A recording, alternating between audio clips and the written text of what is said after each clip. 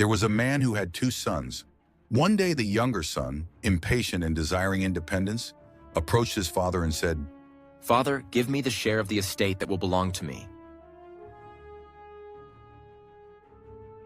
This was a bold and disrespectful request. Asking for his inheritance before the father's death was akin to wishing his father were already dead.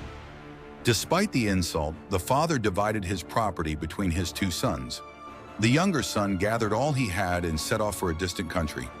There he squandered his wealth in wild living, indulging in reckless and immoral behavior. He spent everything on fleeting pleasures until he had nothing left.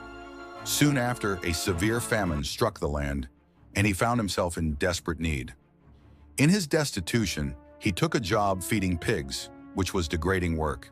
He longed to fill his stomach with the pods that the pigs were eating, but no one gave him anything.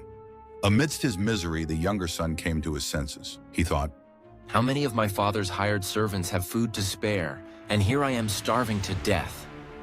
I will set out and go back to my father and say to him, 'Father, I have sinned against heaven and against you.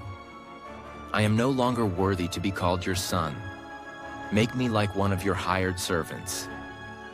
Humbled and repentant, he prepared to return home, not as a son, but as a servant. While the son was still a long way off, his father saw him and was filled with compassion. The father ran to his son, threw his arms around him, and kissed him. This act of running was significant because it demonstrated the father's eagerness and love. The son began his prepared confession. "Father, I have sinned against heaven and against you. I am no longer worthy to be called your son." But the father interrupted him and said to his servants, "Quick, bring the best robe and put it on him. Put a ring on his finger and sandals on his feet. Bring the fattened calf and kill it. Let's have a feast and celebrate. For this son of mine was dead and is alive again. He was lost and is found." The father restored the younger son fully, not as a servant, but as a beloved son. The robe, ring, and sandals symbolized honor, authority, and dignity. Meanwhile, the older son was in the field. When he heard the music and dancing, he asked one of the servants what was happening.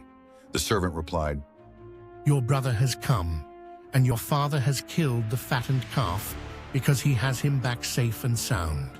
The older son became angry and refused to join the celebration. He confronted his father, saying, "Look, all these years I've been slaving for you and never disobeyed your orders. Yet you never gave me even a young goat so I could celebrate with my friends. But when this son of yours who has squandered your property with prostitutes comes home, you kill the fattened calf for him." The father gently responded, "My son, you are always with me, and everything I have is yours. But we had to celebrate and be glad, because this brother of yours was dead and is alive again. He was lost and is found." The father represents God, who is eager to forgive and restore those who repent, no matter how far they have strayed. Hence, the celebration signifies God's joy when a sinner turns back to him. The older son's attitude serves as a reminder to celebrate God's grace for others, not feel bitter about it. The younger son's return highlights the importance of recognizing one's sins, humbling oneself, and seeking forgiveness. The father's actions show that God gives abundantly, not according to merit, but out of his boundless love. The parable of the prodigal son is a timeless reminder of God's mercy and the importance of forgiveness, both in our relationship with God and with others.